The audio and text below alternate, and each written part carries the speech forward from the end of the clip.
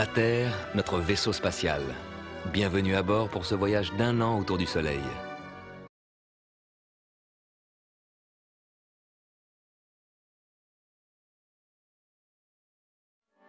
La planète la plus proche du Soleil, c'est Mercure.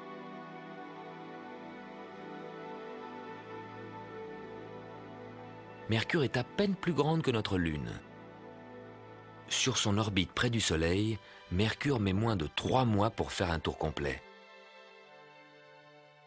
Quand Mercure n'est que légèrement décalé par rapport au Soleil, voici ce que vous voyez depuis la Terre. Dès que Mercure pointe à l'horizon, le Soleil se lève presque en même temps et illumine l'atmosphère. Aussitôt, Mercure disparaît dans le ciel bleu.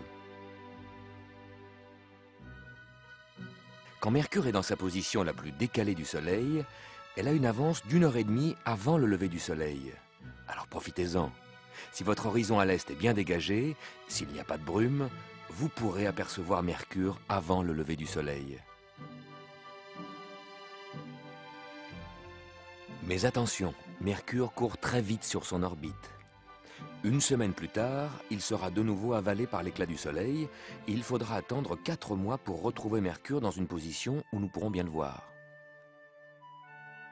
D'abord 3 mois pour que Mercure fasse son tour complet autour du Soleil, ce qui l'amènera ici.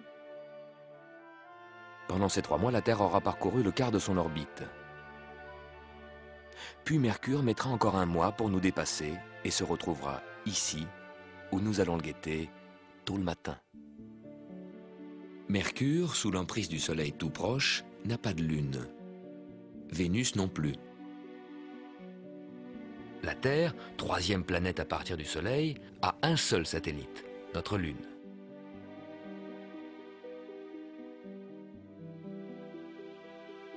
Mars a 2 satellites, Démos et Phobos. Phobos qui a bien souffert lors d'une collision.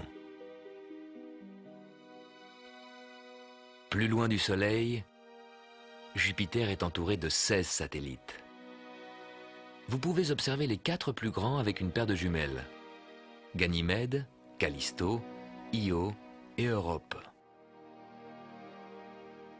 Encore plus loin, Saturne possède un vrai cortège de satellites, petits et grands, qui côtoient ses anneaux spectaculaires. La Terre, elle, n'a que la Lune comme satellite. Une Lune qui ne dévoile qu'une seule face et toujours la même.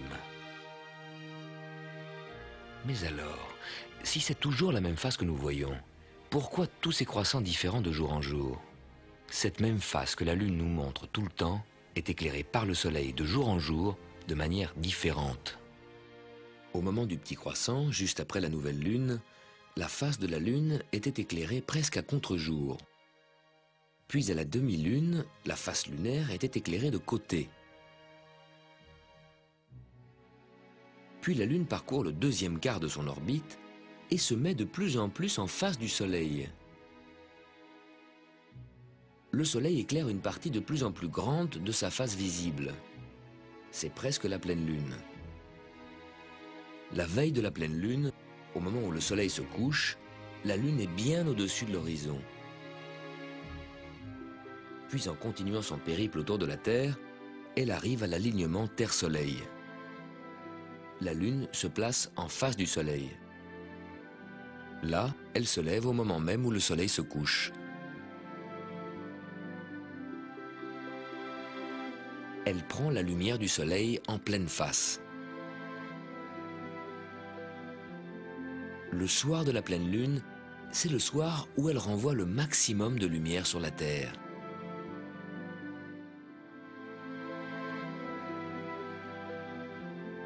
Que ce soit les croissants ou la pleine Lune, la Lune nous montre toujours la même face. Avec la Terre, ce n'est pas la même chose. En tournant autour de son axe en 24 heures, elle présente successivement toutes ses faces au Soleil. Vue du Soleil, la Terre n'a pas de face cachée. La Lune est liée à la Terre, dont la masse est beaucoup plus grande. Dans le couple Terre-Lune, c'est la force d'attraction de la Terre qui empêche la Lune de tourner librement. Ralentie dans sa rotation, elle nous présente toujours la même face. Entre l'énorme Soleil et le petit Mercure, c'est la même chose. Le Soleil empêche Mercure de tourner librement. Dans l'espace, entre voisins, la loi du plus fort, c'est la loi du plus gros. Si vous regardez la pleine Lune en hiver, vous verrez qu'elle monte très haut dans le ciel, alors que le Soleil, comme toujours en hiver, reste assez bas. Pourquoi cette différence? La Lune n'y est pour rien. C'est notre mouvement, le mouvement de la Terre qui fait tout basculer. Vue par un extraterrestre, la Lune est bien en face du Soleil, à peu près dans le même plan dans lequel évoluent la Terre et les planètes. Mais pour nous, sur la Terre, notre repère dans le ciel, c'est le zodiaque. Devant cette toile de fond, nous situons les étoiles, les planètes et également le Soleil et la Lune.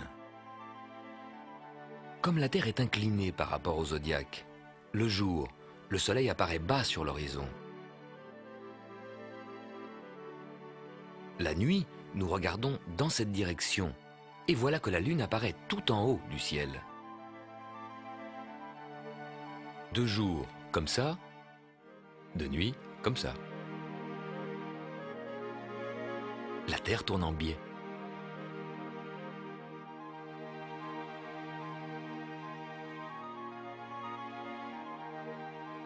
Vue de la Terre, c'est le zodiaque qui bascule et qui semble faire des vagues. Le Soleil à midi passe bas sur l'horizon, la Lune à minuit passe haut dans le ciel. Mais les vagues que fait le zodiaque ne sont que l'effet du mouvement de la Terre.